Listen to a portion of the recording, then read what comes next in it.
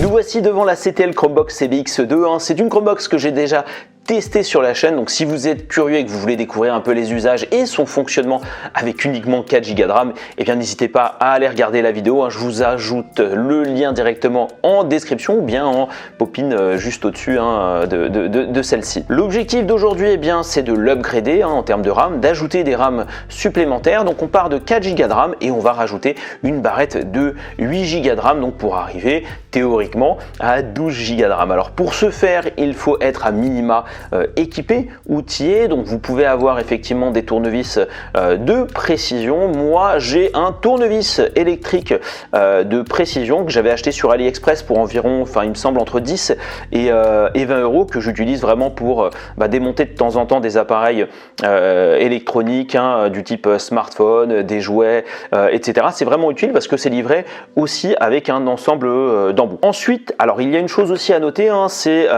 évidemment on va atteindre la carte mère et il faut bien entendu éviter de l'endommager, notamment au travers des décharges électrostatiques. Donc il faut les évacuer. Moi je suis pas aujourd'hui, j'ai pas les bons outils pour ça. Cela dit, il y a des moyens, des solutions que je vais appeler de contournement, comme toucher un radiateur, travailler pieds nus à même le sol sans forcément qu'il y ait de la moquette. Je sais également qu'il y aura une partie métallique sur laquelle je vais pouvoir moi m'adosser pour décharger toute la partie électrostatique et éviter donc d'endommager la carte mère. Donc ce que je vous propose, c'est de commencer à démonter cette Chromebox. Vous allez voir, c'est un travail qui est vraiment très simple.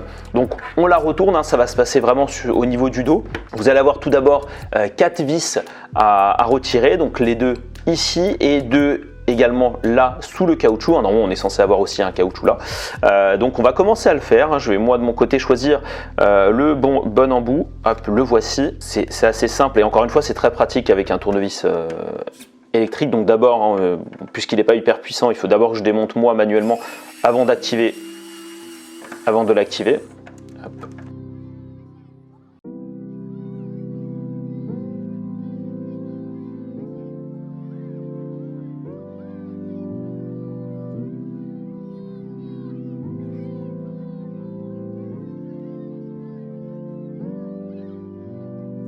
Hop, on a démonté les 4 vis. À titre informatif, ces pas de vis qui sont ici, on en a 4 au total, normalement, si je ne dis pas de bêtises, servent à pouvoir, au travers d'un support VESA, accrocher la Chromebox pour qu'elle soit logée par exemple typiquement derrière un écran et qu'elle ne prenne pas de la place sur un bureau.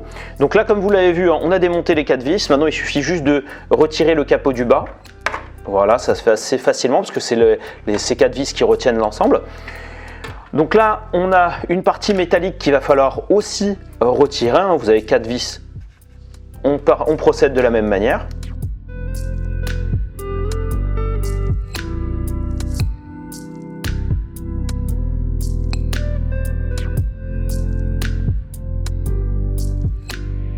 Voilà, donc on va retirer délicatement la partie en métal.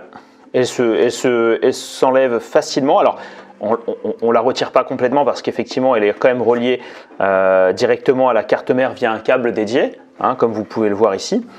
Maintenant nous allons ouvrir le petit alors j'ai opté le plastique qui englobe donc la RAM. Moi j'ai opté pour la marque Crucial, mais sur les CTL Chromebox l'idée c'est de trouver des barrettes de RAM DDR4. Je sais que sur les Chromebox CTL, Crucial, Kensington et Samsung sont également compatibles. Comme vous pouvez le voir ici, on a la barrette de 4 Go de RAM de la marque Samsung qui est déjà dans son slot, celle qui est initialement insérée par le constructeur CTL. Nous, ce qu'on va faire, c'est qu'on va exploiter le slot vide pour y insérer donc la barrette de 8 Go de RAM de la marque Crucial.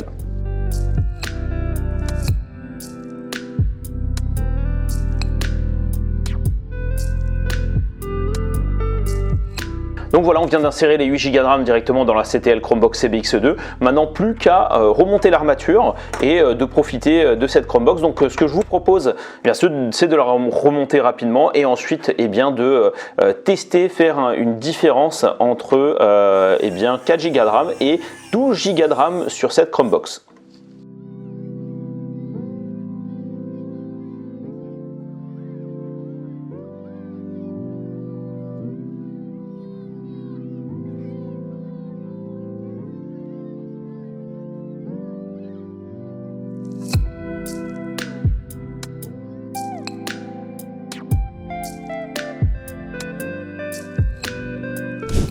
Ajouter 8 Go de RAM ne signifie pas upgrader vers de l'Intel Core ou bien ajouter une carte graphique.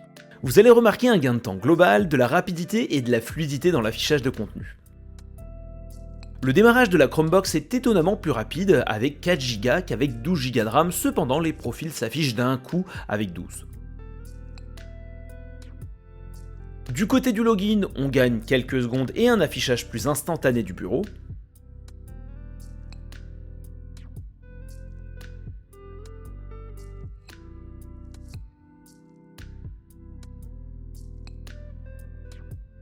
Et sur le lancement de GIMP via la machine virtuelle Linux, on a un gain de temps de 50%.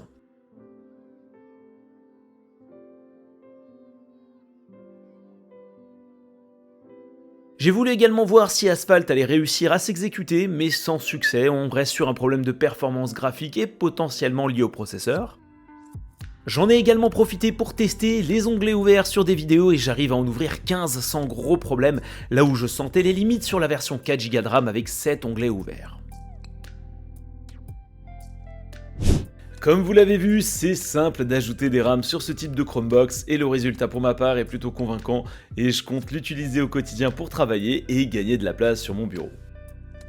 A titre informatif, ces 8 Go de RAM crucial coûtent seulement 36 € et peuvent être achetés sur Amazon.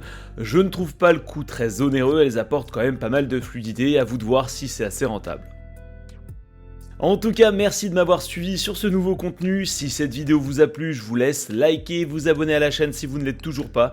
Nous ne sommes plus très loin des 10 000 abonnés, ça se rapproche fortement. J'ai besoin de tout votre support et je vous dis à la prochaine.